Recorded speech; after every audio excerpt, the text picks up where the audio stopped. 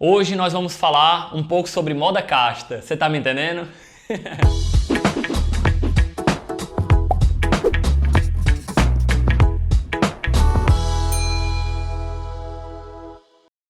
Compartilhar um pouco com vocês, galera, que muita gente pensa que castidade, pudor, aquele negócio pra beato, né? Pra galera que se veste assim, meio assado, né?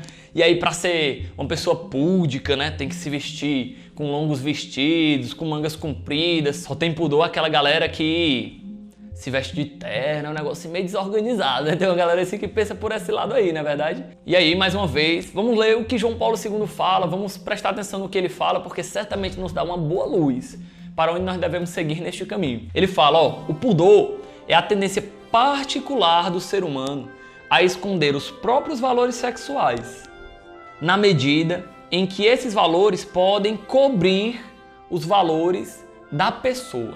É um movimento de defesa da pessoa para não se tornar um objeto de prazer, nem em ato, nem na intenção, mas querer, pelo contrário, ser um objeto de amor. A pessoa, precisamente porque se sente em condições de poder ser um objeto de prazer para alguém, só por causa dos seus valores sexuais, procura dissimular esses valores. E procura dissimular só em parte, porque quer permanecer no amor.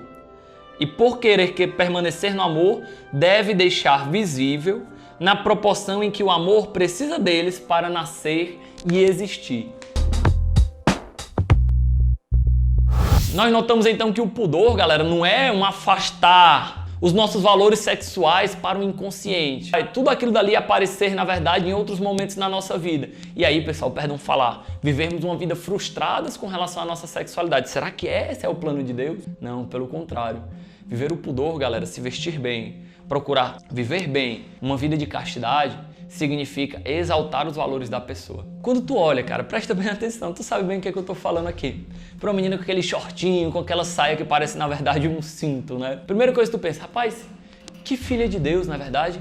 Que mulher magnífica. Será que ela tem bons valores? É a primeira coisa que nós pensamos, galera?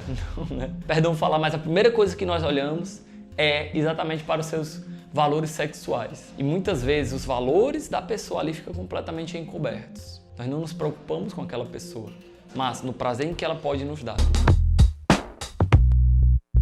Você já ouviu falar de Pavlov e Skinner? Essa galera, na psicologia, fala umas coisas assim muito doidas que hoje nós podemos aplicar dentro da nossa área, do nosso tema sobre pudor. Eles falam sobre condicionamento operante. O que isso quer dizer, velho? Eles fizeram um experimento com um cachorrinho e aí toda vez que ele dava um alimento para esse cachorro, eles acendiam uma luz vermelha. O que é que aconteceu? Depois de fazer isso várias vezes, num determinado momento eles acenderam a luz vermelha e não deram o alimento. Adivinha o que é que aconteceu? Os cachorros começaram a salivar, como se a comida viesse logo em seguida. Pessoal, mesmo com os homens isso acontece. Se nós nos acostumamos constantemente a olhar só para os valores sexuais das pessoas, nós vamos começar a julgar as pessoas, o que elas são, os valores que elas têm, pelo quê? Pelos seus valores sexuais. E então nós vamos começar a desvalorizar aquelas pessoas que não nos trazem prazer, aquelas pessoas que não são belas para nós, pelo simples fato de que elas não saciam o nosso ego. Pergunto, pessoal, será que o amor ali é sincero? Será que é possível viver um amor sincero aí? Claro que não.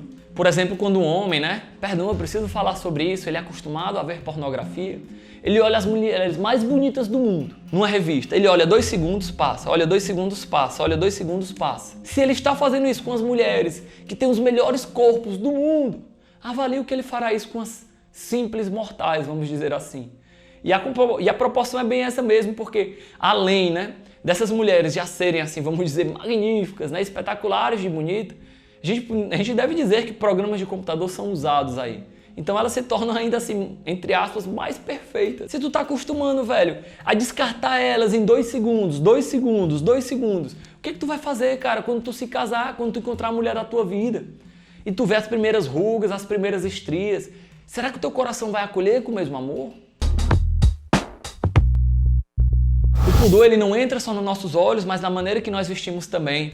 É muito belo quando João Paulo II fala, naquela passagem que eu falei, que não é encobrir os valores sexuais 100%, porque eles precisam aparecer para que comece a existir um amor e ali ele permaneça. Não é uma negação completa da tua sexualidade, meu chapa. É preciso ali você viver isso com muito carinho, com muito amor, né? E aí existe, claro, né, um belo ditado que as mulheres falam que a mulher não se veste para homem, né? A mulher se veste para mulher, né? Isso é um pouco de verdade. Pensem com caridade, pessoal, quando vocês vão se vestir em nós homens.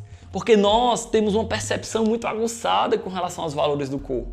Talvez as mulheres não. Perdão, pessoal. Muitas vezes a impressão que eu tenho é que as meninas e os meninos estão tão desesperados por arranjarem um namoro que eles baixam o nível e aí se deixam vestir de qualquer maneira, se deixam usar de qualquer maneira para arranjar um namoro, porque não sabem esperar em Deus, porque não sabem que o seu valor não é baixo, o seu valor é alto, é feito à imagem e semelhança de Deus. Quando o homem e a mulher vão se vestir, eles precisam levar em consideração as diferenças sexuais. Por exemplo, eu, não sei se dá pra vocês verem aqui minha calça, né? Mas vamos imaginar que eu tivesse de bermuda aqui, falando pra vocês. Se você é uma menina, certamente você não ia passar assim olhando várias vezes pra minha perna, né? Mas se fosse o contrário, pode ter certeza que sim.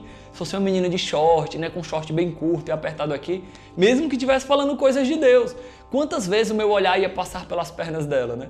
Porque faz parte, velho, da natureza do homem.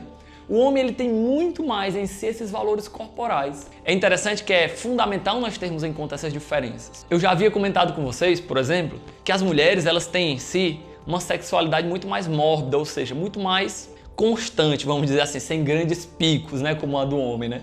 O homem se excita muito rápido, passa isso muito rápido, e a mulher não.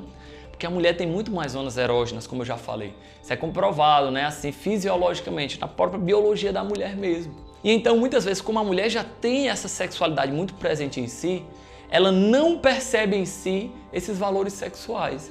Então, ela tende a exaltar para poder ser notado não para os outros, mas para ela mesma. Já o homem é completamente o contrário. Como o homem tem em si essa pulsão tão forte, o homem tende a esconder. Se nós não tivermos em conta essas diferenças sexuais na hora de nos vestir, nós vamos estar, faltando com a caridade com os nossos irmãos.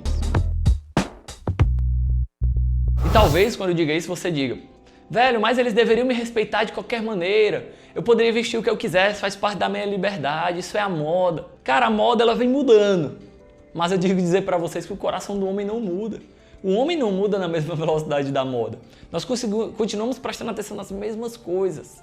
No fundo, nós queremos ser amados. O homem e as mulheres querem ser amados, mas às vezes, como não conseguem, o que fazem? Se deixam simplesmente ser desejados. E aí, pessoal, muitas vezes isso acaba o começo já do relacionamento, porque o começo do relacionamento é marcado ali pelo desejo do pecado, que não é da vontade de Deus. Uma vez eu partilhando com um irmão, um religioso, ele falou uma coisa assim sublime.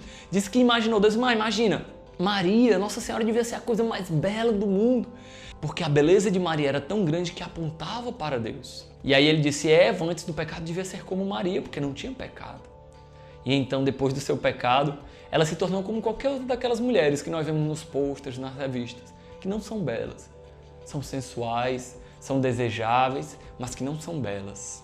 E então, galera, é preciso a gente ter em conta isso. Viver uma vida de pudor não é simplesmente se vestir dos pés à cabeça, mas é não deixar com que os teus valores sexuais, ou seja, as aparências, sobreponham-se, ou seja, fiquem acima de quem você verdadeiramente é, velho. Isso é fundamental, você tá me entendendo? João Paulo II fala que os valores sexuais, eles são sim um valor, ou seja, eles são importantes. Mas é ruim quando esses valores se tornam mais importantes do que a própria pessoa. E aí, galera, eu vou terminar com vocês com mais uma passagem de João Paulo II, certo? E aí ele vai nos mostrar como o amor consome o pudor. O essencial que existe no amor é a afirmação do valor da pessoa. E aquela vergonha, que é uma forma de defesa contra se tornar um objeto, ela vai perdendo a sua razão de existir. Mas ela só desaparece, pessoal, na medida em que a pessoa amada também ela ama e, o mais importante, está pronta para dar-se por amor. Isso é o que é mais belo no verdadeiro amor, porque ele consome o pudor. Nós podemos notar isso no casamento. Quando o relacionamento ele é verdadeiro dentro do casamento, no começo, claro, existe aquela vergonha. Aquela vergonha deles se mostrarem nus uns para os outros. Por quê? Porque ainda resta, né, a marca do pecado com medo de ser ainda um objeto para a pessoa. Mas quando o amor ele vai sendo concretizado não só na relação conjugal, mas na vida inteira, aquele casal ele vai notando que aquele medo, aquela vergonha vai perdendo sua razão de existir. Então eles vão sentindo liberdade para darem-se uns aos outros com maior gratidão, com maior amor, com maior liberdade, com maior intensidade até mesmo. Quando o amor ele não é marcado pela culpa, pessoal, ele é muito mais inteiro. Isso até mesmo dentro do casamento. Nós precisamos, pessoal, ser como velas, que queimam, que são ardentes e que são constantes. Não adianta de nada ser como fogos de artifício, que explode, aparece, mostra aquilo dali e depois não tem mais sentido nenhum na vida dos outros. Quem de nós se lembra, por exemplo, do queima de fogos de artifício do ano passado? Raramente você vai lembrar disso. Mas, como é belo, por exemplo, você entrar numa capela e ver uma vela se consumindo por amor a Deus. Isso é amor de verdade. Essas cenas são muito fortes dentro do nosso coração porque mostram algo muito mais profundo, que é o amor de Deus. E aí volto com vocês a uma passagem que eu falei até no vídeo passado. A pureza é a glória de Deus no corpo do homem. Valeu, galera! Queria deixar para vocês um grande abraço. Não deixe de compartilhar, de curtir o vídeo, né? De mandar para o máximo de pessoas possível, porque sim, a castidade é possível. Valeu, um abraço, galera!